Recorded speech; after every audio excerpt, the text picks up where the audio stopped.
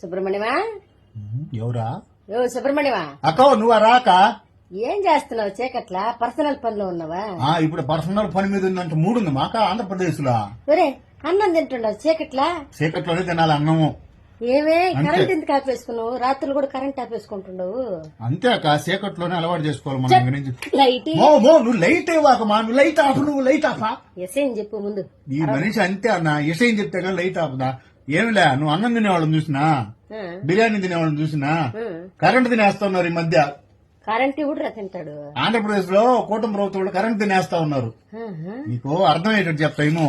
జగన్మోహన్ రెడ్డి గారు ఉన్నప్పుడు ₹2.69 current ఇస్తున్నాడా? Security ఒప్పందం చేసుకున్నాడా? ఎంఆర్ రాష్ట్రాన్ని తగలబెట్టేస్తున్నాడు, గందరగోళంగా విధ్వంసం చేసేస్తాడు, తీస్తున్నాడు అన్నారు కదా.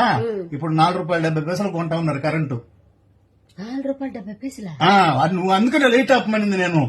దాని లేకపోతే ఇసురు ఇసురుకోనైనా పండుకోవాలి మనం ఇప్పుడు. అందుకని కరెంట్ బిల్లు 200 వచ్చేది 700 వస్తుంది ఇప్పుడు. ఖచ్చితంగా అందుకనే కదా. అసలు జగన్మోహన్ రెడ్డి గారు కరెంటు బిల్లులు తగ్గించి మందు రేట్లు పెంచారు.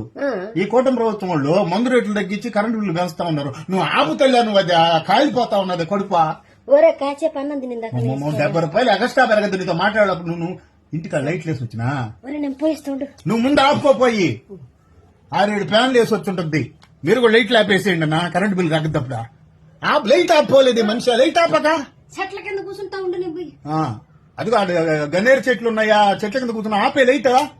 అమ్మా మీరు కూడా లైట్లు ఆపుకోండి స్వామి. నాయన వీళ్ళు మాటినే వాళ్లే కాదు.